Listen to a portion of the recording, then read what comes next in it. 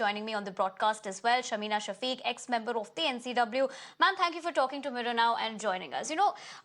We have both my colleagues who were talking about the fact that it's not just, based on one particular city. It is the fact that women in this country have to go through, certain ordeals. At the end of the day, the Nirbhaya funds was, of course, created to ensure better safety. Of course, in your role, you would know the kind of, issues that we as women go through. We want better, security in the society. But it seems like when such an episode comes out, number one, it is the misuse of power.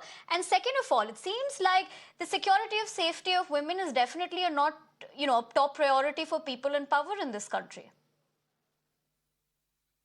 Well, unfortunately, you are absolutely right. Why I say unfortunately, because this is the scenario post Nirbhaya when the government and the people of this country actually came together very seriously to ensure that no other girl should face the ordeal or the brutality that Nirbhaya had to go through. Now, it is in fact a shocker the way the Maharashtra government has been misusing the fund. It is absolutely a shocking thing. But at the same time, you know what? You're talking about top priority. It's not even a priority. Forget about being top or not top. It's never a priority. Women's safety is not a priority. Right. Whenever you see actions happening by the state governments or the central government, even post Nirbhaya that I'm talking about, it's mostly knee-jerk reaction. Something happens, media picks up the story, and people actually sit together and say, "Bhai, iska koi solution nikalte." Unfortunately, this is how the country has been living. Now, what is the role of the National Commission for Women to ensure that the Nirbhaya fund is being utilized?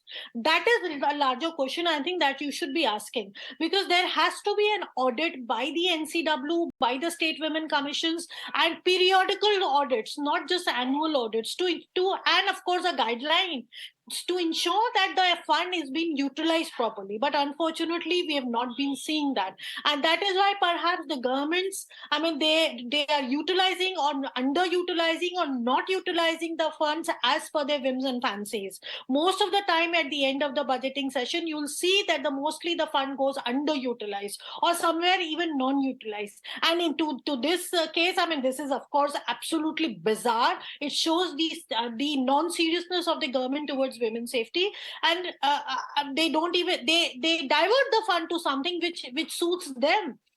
Which suits their power structure.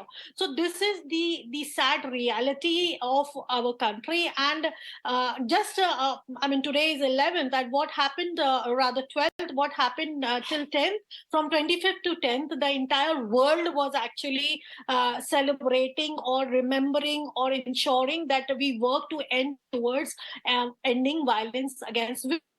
And what the Maharashtra government has been doing is absolutely irresponsible, unacceptable, and I think they should be pulled up immediately by not just the central government but also the NCW to find out why they have been doing so, who has been actually passing such orders, and and what actually has been their plan of action to utilize the Nirbhaya fund for the insurance of safety and security of women in this country. I think that is the priority, and that should be the priority.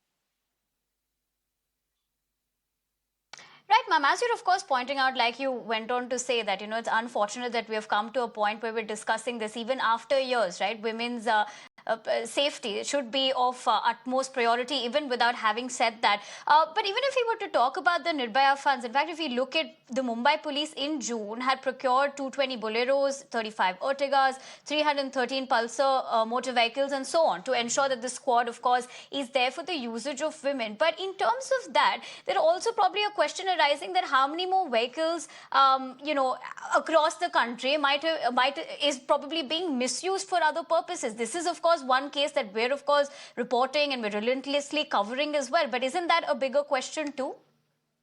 Kudos to you that you are actually taking up this topic seriously and discussing and debating on the national television and going out to women parliamentarians to find out as to what is their viewpoint on this, because this is what is important. See, purchasing infrastructural things in the name of Nirbhaya fund is something which is very easy for state governments to do.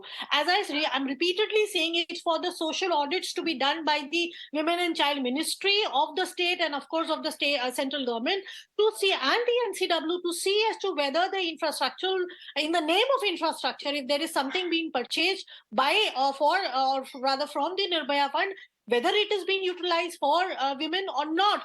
This is what is required. I mean, you allocate certain funds, A, they don't get utilized properly. B, I mean, most of the time at the end of the financial year, you see the fund goes underutilized. And C, they are misusing. So that means we need to have measures to see whether the fund, even if it is being utilized, is utilized in the interest of women and girls of this country or not. I think that is a larger question, and that is something which needs to be taken care of. And who else is going to do that other than that of Women and Child Ministry? I mean, it is their responsibility to do it. Why they aren't be doing it? I think that is a bigger question to be answered.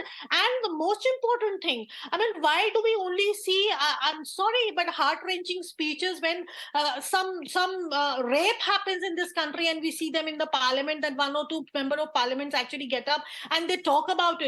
Why aren't the women member of parliament, irrespective of their party lineage, forget about party politics? I mean, women's safety should be the priority above party politics. And that is why I think all women parliamentarians should be talking about it, discussing and debating. And what is the standing committee on the women empowerment of the parliament doing on this? I think that is something which needs to be seen.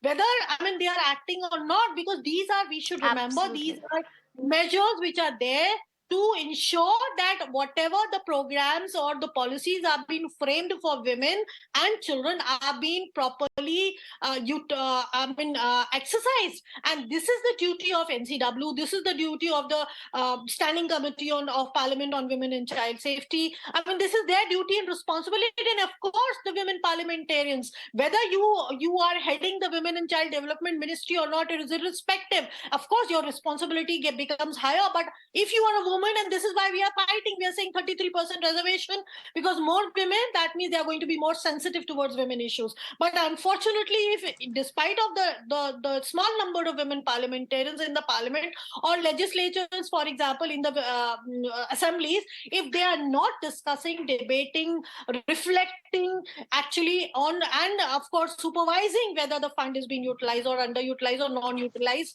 or misutilized, it's their duty. And if they are not delivering on that, I think we need to introspect.